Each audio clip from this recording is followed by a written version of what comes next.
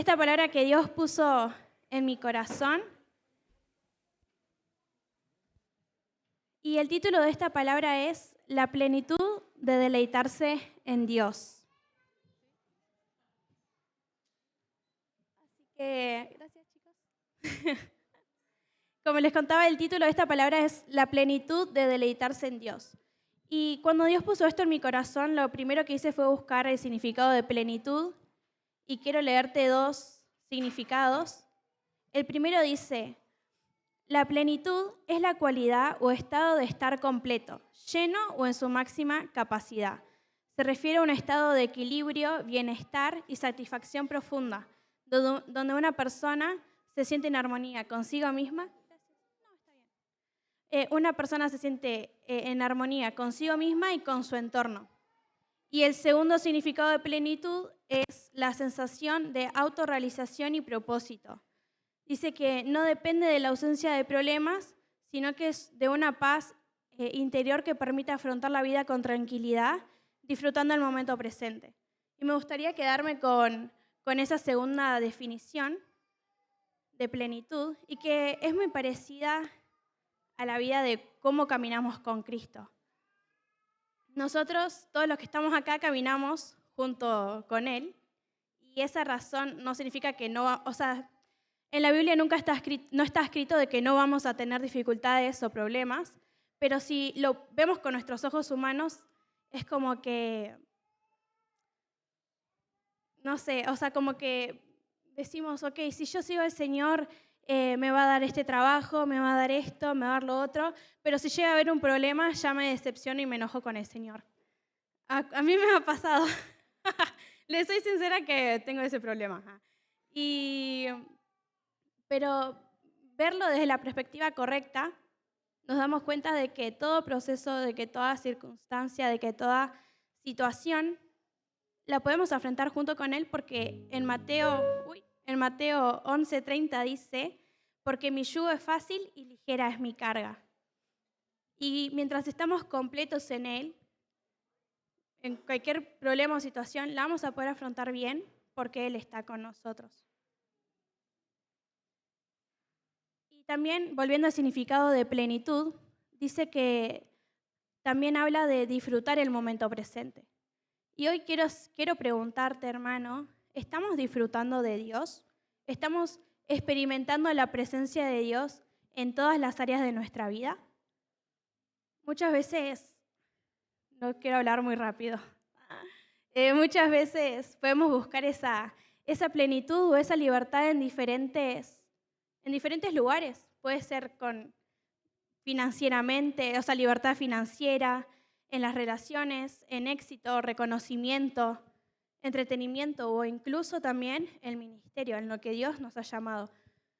Pero déjame decirte que la verdadera libertad no se encuentra cuando nuestras circunstancias cambian, porque a veces, no sé si les ha pasado decir, no, bueno, cuando tenga esto, lo voy a romper. O cuando, no sé, o si solo me hubiese capacitado más, o si se me hubiera dado de esta manera, o no sé, o cuando tenga novio, o cuando me case, cuando me compre una casa, cuando tenga hijos y cuando, no sé, se abra esta puerta, cuando renuncie a mi trabajo y abra mi empresa, cuando haga 1000 cosas, como que decimos, no, cuando pase esto voy a estar bien, o ahí me voy a sentir plena. Y empezamos a planificar toda nuestra vida en nuestros pensamientos, o hasta incluso lo escribimos como una meta, y eso es hermoso, está perfecto, soñar.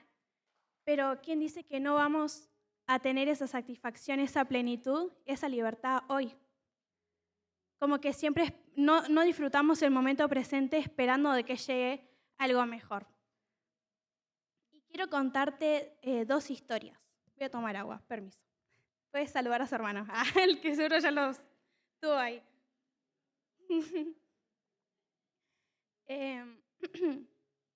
Quiero contar primero la historia del paralítico. ¿Cuántos la conocen? Es muy conocida. Y vamos a leer en Juan 5. Ahí si lo ponemos en la pantalla, por fin. Dice, después de estas cosas, había una fiesta de los judíos y subió Jesús a Jerusalén.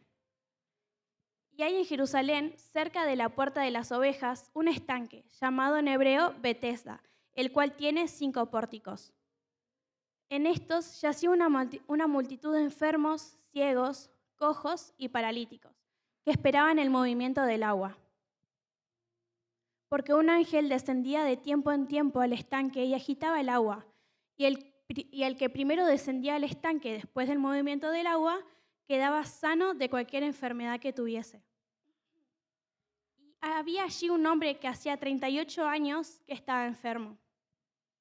Cuando Jesús lo vio acostado y supo que llevaba ya mucho tiempo así, le dijo: ¿quieres ser sano?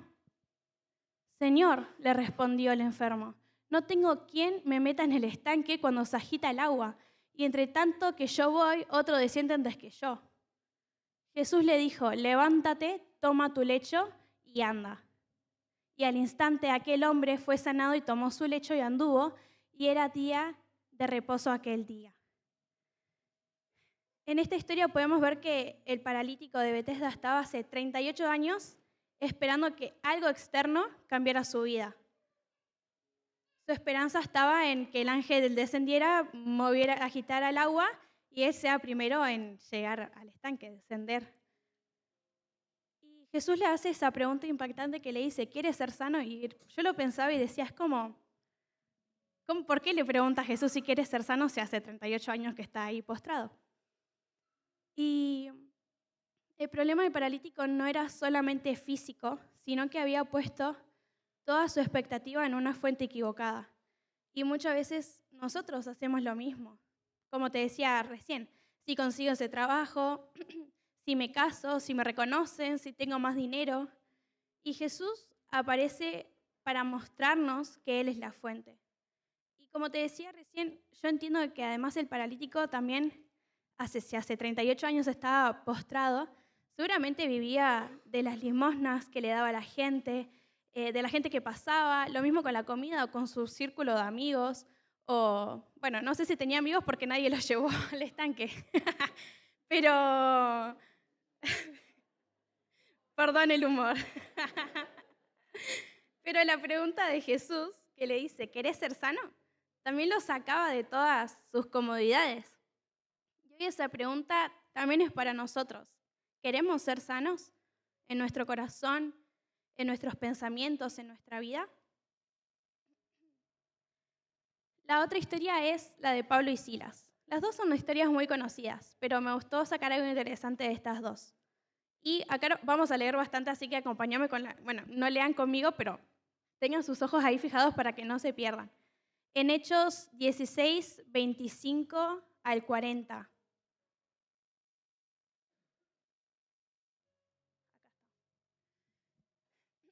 Pero a medianoche orando, Pablo y Silas cantaban himnos a Dios y los presos los oían.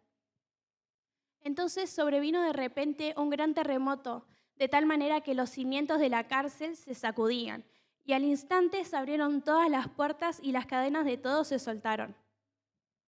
Despertando el carcelero y viendo abiertas las puertas de la cárcel, sacó la espada y se iba a matar, pensando que los presos habían huido. Mas Pablo clamó a gran voz diciendo: no te hagas ningún mal, pues todos estamos aquí. Él entonces, pidiendo luz, se precipitó adentro y temblando se postró a los pies de Pablo y Silas. Y sacándolos les dijo: señores, ¿qué debo hacer para ser salvo? Ellos dijeron: cree en el Señor Jesucristo y serás salvo tú y tu casa. Y le hablaron de la palabra del Señor a él y a todos los que estaban en su casa. Y él, tomándolos en aquella misma hora de la noche, les lavó las heridas y enseguida se bautizó él con todos los suyos. Y llevándolos a su casa, les puso la mesa y se regocijó con toda su casa de haber creído a Dios. Cuando fue de día, los magistrados enviaron a alguaciles a decir: suelta a aquellos hombres. Y el carcelero hizo saber estas palabras a Pablo: los magistrados han mandado a decir que se os suelte, así que ahora salid y marchaos en paz. Pero Pablo les dijo: después de azotarnos públicamente, sin sentencia judicial, siendo ciudadanos romanos, nos echaron en la cárcel y ahora nos echan encubiertamente. no, por cierto, sino vengan ellos mismos a sacarnos. Y los alguaciles hicieron saber estas palabras a los magistrados, los cuales tuvieron miedo al oír que eran romanos. Y viniendo les rogaron, y sacándolos les pidieron que salieran de la ciudad. Entonces, saliendo de la cárcel, entraron en la casa de Lidia, pero salieron de la cárcel.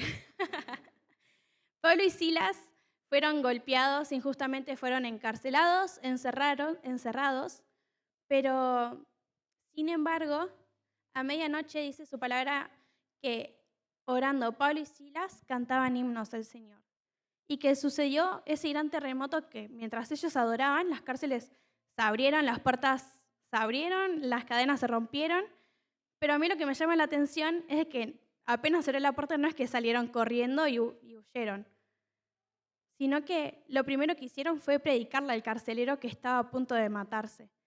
Y le dijeron cree en el Señor Jesucristo y tú y tu casa serán salvos. Hasta lo bautizaron y a su familia también, o sea, la hicieron completa. Pero esto de que no salieron corriendo apenas sucedió ese terremoto, es que yo creo que ellos entendieron que ya eran libres antes de que las cadenas se rompieran. Que muchas veces nosotros esperamos esa libertad para adorar a Dios, y Pablo y Silas adoraron hasta experimentar esa libertad. En estas dos historias, el paralítico estaba limitado físicamente y los otros estaban limitados por cadenas. Pablo y Silas estaban limitados por cadenas. Pero sin embargo, Dios demostró que la verdadera libertad no depende de las circunstancias externas. Como te decía antes, la verdadera libertad o plenitud no depende de lo externo, depende de Él, de Dios, esa verdadera libertad. Y siento que estoy repitiendo mucho verdadera libertad. y esta verdadera libertad no es la ausencia de cadenas, sino la presencia de Cristo como nuestro mayor deleite. Yo creo que Pablo y Silas, si estaban adorando tan fervientemente a la mitad de la noche, claramente se estaban deleitando en Cristo, porque yo me pregunto, no sé, o sea, en una cárcel, en esa situación, ponerse a adorar y encima que te encarcelaron injustamente, no sé, a mí me parece como extraño. A mí me ha pasado muchas veces qué sé yo, pasa una situación y digo, Señor, ¿por qué? Y capaz que nos quedamos en ese por qué en vez de adorar a Dios y confiar que realmente está en control.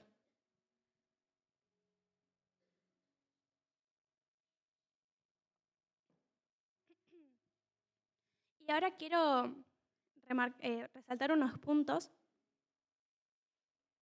Perdón, se me perdió. El primero es que disfrutar a Dios es un mandato bíblico. Muchas veces pensamos que tal vez deleitarnos en Dios es algo opcional, pero la Escritura lo presenta como una invitación y un mandato. En Salmo 37:4 dice: deleítate a sí mismo en Jehová, y Él te concederá las peticiones de tu corazón. ¿Lo podemos leer todos juntos? A ver si me lo ponen. Salmo 37:4. No, Salmo 37:4.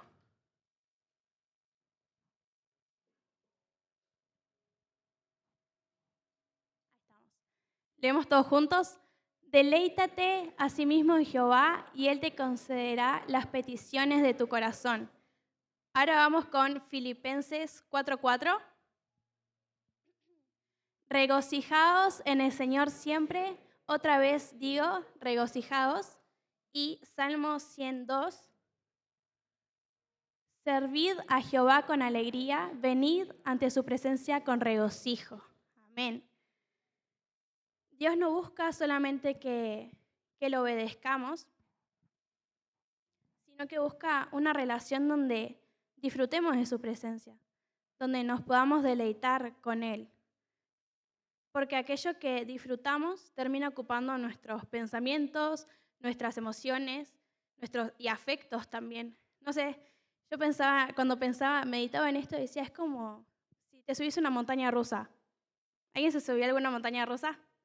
Algo que te dé adrenalina, no sé. Y que vos mientras estás ahí no vas a estar pensando, uy, tengo que poner la ropa a lavar, qué sé yo. No, vas a estar gritando desaforadamente y vas a estar, no sé, con miedo. Porque eso es lo que te llena la montaña rusa, o sea, eso es a lo que te lleva. Entonces, aquello que disfrutamos termina ocupando nuestros pensamientos, nuestras emociones y nuestros afectos. ¿Y por qué Dios nos manda a deleitarnos en Él? Es la pregunta. Porque nosotros fuimos creados para encontrar satisfacción en Él.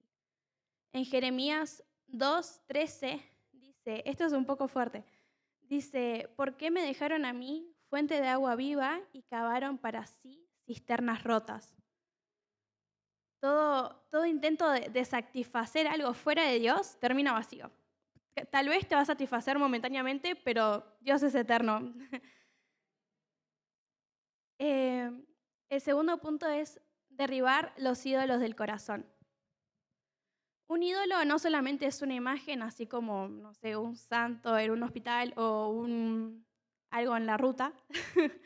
Puede ser cualquier cosa que amemos más o que deseemos más o que disfrutemos más que a Dios. Eso es un ídolo. Cualquier cosa que amemos más, que deseemos o disfrutemos más que a Dios. Pueden ser el éxito, la aprobación, el ministerio, las redes sociales, una relación, el dinero. Y todos los ídolos prometen satisfacción, pero producen esclavitud. Porque en Mateo 16:21 dice, porque donde esté vuestro tesoro, allí también estará. Y el problema de los ídolos es que exigen cada vez más, pero satisfacen cada vez menos. Pero cuando nuestra alma encuentra satisfacción en Dios, acá en Salmo 63:5 dice, como meollo y grosura será saciada mi alma. Y quería ver si la podemos buscar en NBI, Salmo 63:5.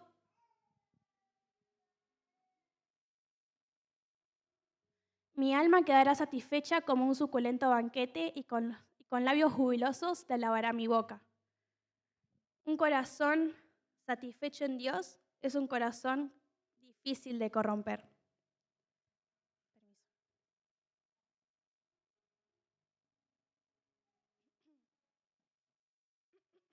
Perdón, estoy medio mal de la voz. El tercer punto es contemplar a Cristo en plenitud. No basta con saber acerca de Jesús. Es como, yo me acuerdo que cuando era chiquita, mi abuela me decía que lea el Salmo 23 y yo me lo aprendí en memoria. Y claro, no basta con solo saberse tal vez algún versículo de memoria o Padre nuestro que estás en los cielos, santificado sea tu nombre, venga tu reino. No, necesitamos contemplarlo. Y Pablo nos dijo que somos transformados a lo que contemplamos, también como predicaba Aus el miércoles. Si pasás mucho tiempo con alguien, te terminás pareciendo, terminás hablando hasta de la misma forma. Es como las familias, cada familia hasta tiene un olor diferente, hablan de una manera, es la cultura de la casa. Y dice 2 Corintios 3:18, dice, mirando a cara descubierta como en un espejo la gloria del Señor, somos transformados. Y me gustaría que anotes este versículo y que lo puedas meditar en tu casa. A mí sinceramente me costó mucho entenderlo. Yo cuando lo leí por primera vez dije, ¿qué? ¿De qué estás hablando? Pero te invito a que lo puedas, si no lo entendés ahora, que puedas introducirte y que puedas meditar en este versículo.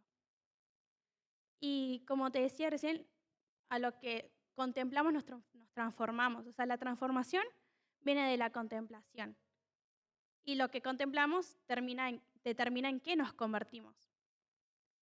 Pero para contemplarlo tenemos que tener intimidad con Él. Intimidad no es solamente tiempo, es profundidad. Podemos pasar mucho tiempo con Dios, pero no lo contemplamos, así como lo estaban los fariseos, como estaba Judas. literalmente caminaban al lado de Jesús físicamente, pero no fueron transformados por él, porque no lo contemplaban, porque no hubo una transformación. Bueno, yo no conozco los corazones de esas personas, pero solo Dios lo sabe. Y que podamos pedirle a Dios que en este tiempo comience de adentro hacia afuera, comience en lo que no se ve, hasta ni siquiera en lo que nosotros sabemos que tenemos, que el Espíritu Santo escudriñe lo más profundo de nuestro interior. Y si estás reconociendo tal vez algún ídolo, algo que decís, me parece que esto no está bien, no me había dado cuenta, decir, Señor, perdón, y no es para condenación, en el Señor hay restauración, y es una invitación de parte de Dios que te dice hoy, mirame a mí que yo lo lleno todo. Y la intimidad, como te decía, no se mide solamente en tiempo, se mide en profundidad, en aprender a escuchar, a observar, aprender a permanecer y, más importante, aprender a disfrutar.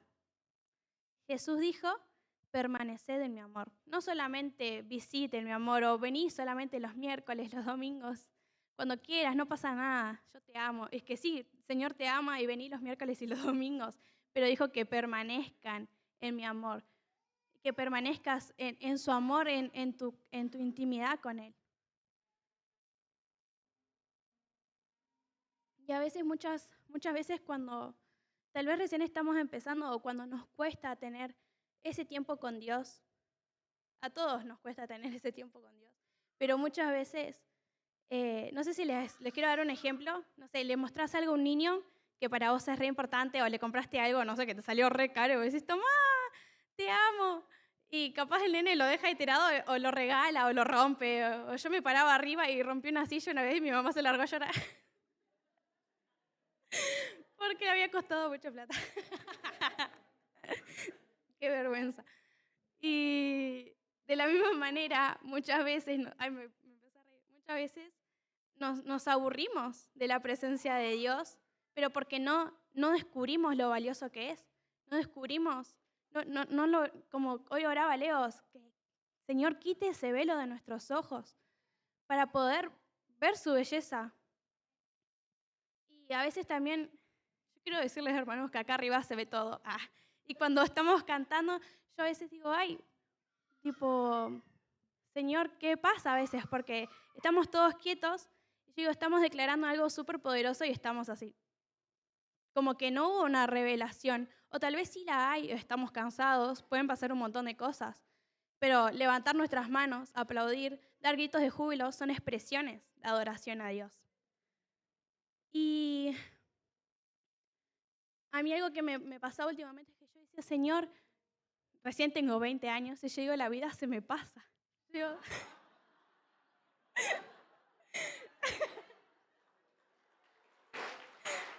ay, en serio. Sí, no, en serio.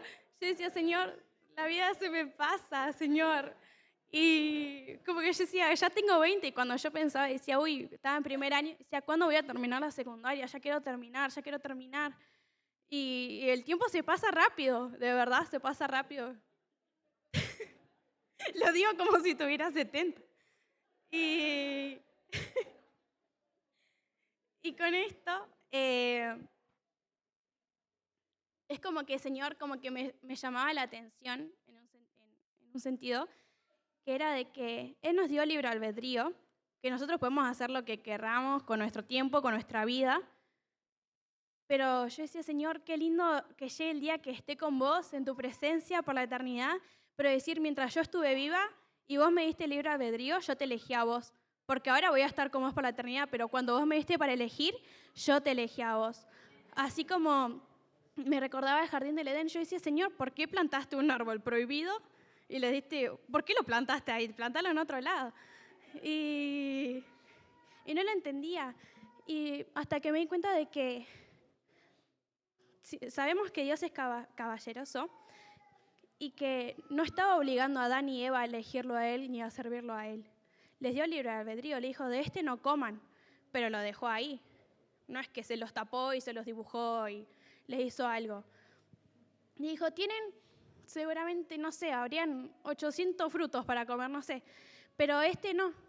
Y lo mismo es con nuestras vidas hoy. Y hoy tal vez tenemos más árboles de frutos prohibidos, no sé. Pero de decir, Señor, mientras tenga, no sé, si tengo todas estas opciones, yo te elijo a vos. Permiso.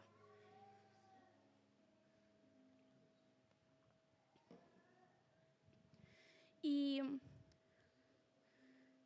en Salmo 27:4 dice, una cosa he demandado a Jehová y esta buscaré, que esté yo en la casa de Jehová todos los días de mi vida para contemplar la hermosura de Jehová. David entendía esto, no pedía